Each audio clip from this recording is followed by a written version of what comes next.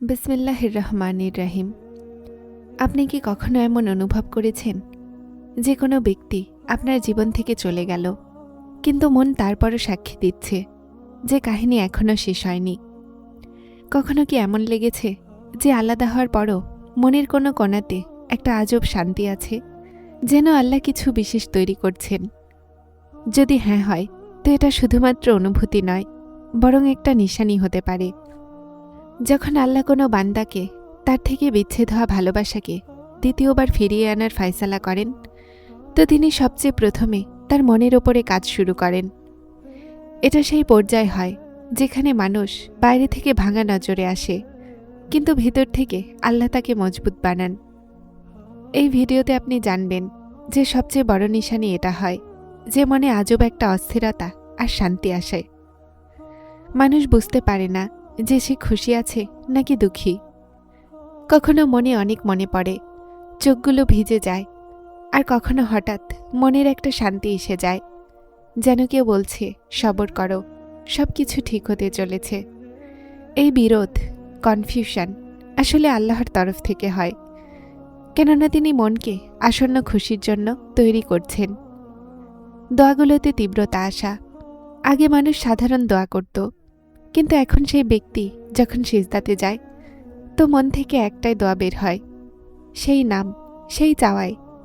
আর আজব কথা হলো এটা যে এখন দোয়া চাইতে গিয়ে মনে হতাশা আসে না, বরং আশা বেড়ে যায়।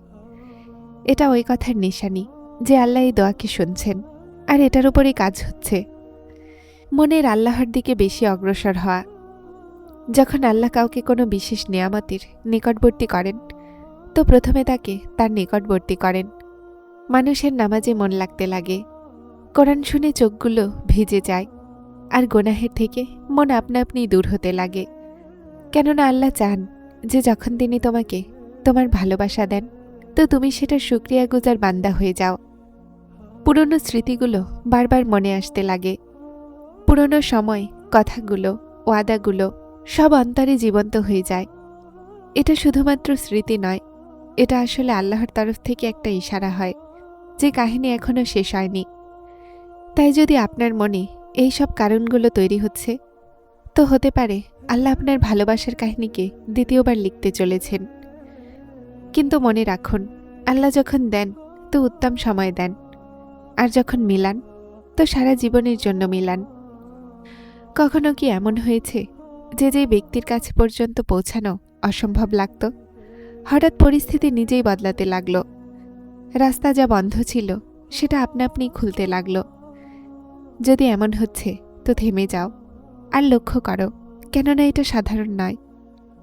যখন আল্লাহ কোনো বান্দাকে তার বিচ্ছেদ হয়ে যাওয়া ভালোবাসার সাথে মেলানোর চেষ্টা করেন, তো শুধুমাত্র মনই পরিবর্তন করেন না, বরং পরিস্থিতিও আস্তে আস্তে তার হকে আসতে লাগে।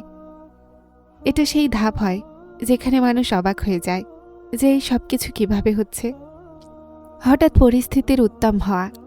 যে জিনিস আগে বাধা হয়েছিল সেটা আস্তে আস্তে শেষ হয়ে যেতে লাগে। মানুষের শত্রুতা কমতে লাগে, ভুল ধারণাগুলো আপনা আপনি শেষ হতে লাগে, আর যে কথাগুলো অসম্ভব লাগত সেটা সম্ভব হতে লাগে। এই সব কিছু এই কথার নিশানি যে আল্লাহ রাস্তা তৈরি করছেন। 2. Unexpected contact. কখনো হঠাৎ ওই ব্যক্তির পক্ষ থেকে কোনো ডাক এসে যায়, অথবা কারো মাধ্যমে তার কথা হতে লাগে। এটা কাকতালীয় হয় না, বরং এটা আল্লাহর পক্ষ থেকে একটা মাধ্যম হয়। কেননা যখন আল্লাহ মিলাতে চান, তো তিনি বাহানা নিজে তৈরি করেন। 3. মনের বোঝা হালকা হওয়া। প্রথমে বিচ্ছেদের কষ্ট খুব তীব্র হয়, কিন্তু এখন সেই দুঃখই কম হতে লাগে, মনে শান্তি লাগে, আর একটা বিশ্বাস তৈরি হয়ে যায় যে যা হবে ভালোই হবে। এই শান্তি এই কথার প্রমাণ যে আল্লাহ তোমার সমস্যাকে এখন তার হাতে নিয়ে নিয়েছেন। 4. স্বপ্ন অথবা ইশারাগুলোর পাওয়া। কিছু মানুষ এই পর্যায়ে এমন স্বপ্ন দেখে যা তাদেরকে আশা দেয়, অথবা জীবনে এমন ইশারা পায় যা মনকে মজবুত করে দেয়। এই সব কিছু আল্লাহর তরফ থেকে সান্ত্বনা হয়, যেন বান্দা সবর করে আর হাল না ছাড়ে। যদি তোমার জীবনে পরিস্থিতি আপনা আপনি উত্তম হচ্ছে, রাস্তা তৈরি হচ্ছে, আর মন শান্তি পাচ্ছে, তো বুঝে নাও আল্লাহ তোমাকে তোমার ভালোবাসার নিকটে আনছেন। কিন্তু মনে রাখো, তাড়াহুড়া করো না, কেননা আল্লাহর পরিকল্পনা সবসময় তোমার ভাবনার চেয়ে অনেক উত্তম হয়। আপনি কি কখনো দেখেছেন যে যখন সবকিছু ঠিক হতে লাগে তো হঠাৎ একটা বড় পরীক্ষা এসে যায়? এমন লাগে যে সবকিছু দ্বিতীয়বার কেড়ে নেওয়া হবে। তো এটা কি আসলেই সমাপ্তি হয়, নাকি এটা আল্লাহর তরফ থেকে শেষ পরীক্ষা হয়? যখন আল্লাহ কোনো বান্দাকে তার বিচ্ছেদ হওয়া ভালোবাসার সাথে মেলানোর নিকটে থাকেন, তো অনেক সময় একটা শেষ পরীক্ষা অবশ্যই আসে।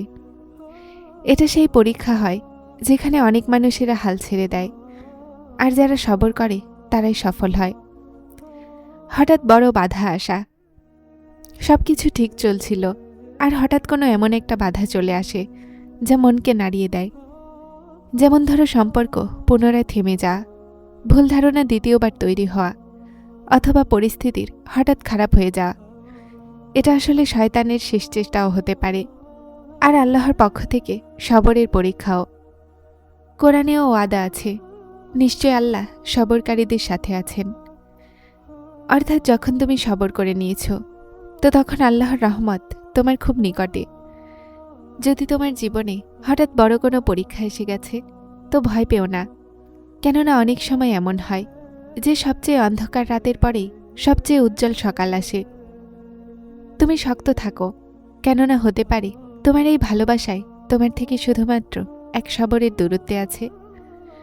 আপনি কি বিশ্বাস করবেন যে একদিন এমন আসবে যখন সেই ব্যক্তি যার জন্য আপনি অশ্রুপাত করছেন, সেই আপনার সামনে দাঁড়িয়ে থাকবে বিনা কোনো বাধায়? সত্যিই কি এমন হয়? হ্যাঁ, আল্লাহ মেলাতে চান তো কোনো ক্ষমতা থামাতে পারবে না। এটা সেই ধাপ হয় যেটার মানুষ শুধুমাত্র স্বপ্ন দেখে, কিন্তু আল্লাহ সেটাকে বাস্তবতা বানিয়ে দেন। যখন আল্লাহ তোমাকে তোমার আলাদা হওয়া ভালোবাসার সাথে মেলান, তো সেটা শুধুমাত্র সাক্ষাৎ হয় না, বরং একটা পরিপূর্ণ শান্তি, একটা পরিপূর্ণ রহমত হয়। মনে রাখো, যদি তোমার ভালোবাসা সত্য হয় আর তুমি সবর করছো, তো আল্লাহ তোমাকে কখনো হতাশ করবেন না। কেননা আল্লাহ যখন কাহিনী লিখেন, তো সেটার ফল সবসময় খুব সুন্দর হয়। তোমার দোয়া, সবর আর বিশ্বাসকে কখনো ছেড়ো না, কেননা হতে পারে তোমার কাহিনীর সবচেয়ে খুব সুন্দর অংশ এখনো লেখা বাকি আছে। যারা চ্যানেলটিতে নতুন এসেছেন তারা হেদায়েত চ্যানেলটিকে সাবস্ক্রাইব করে আমার সাথে থাকুন এবং অবশ্যই ভিডিওগুলোকে লাইক শেয়ার করবেন। আসসালামু আলাইকুম।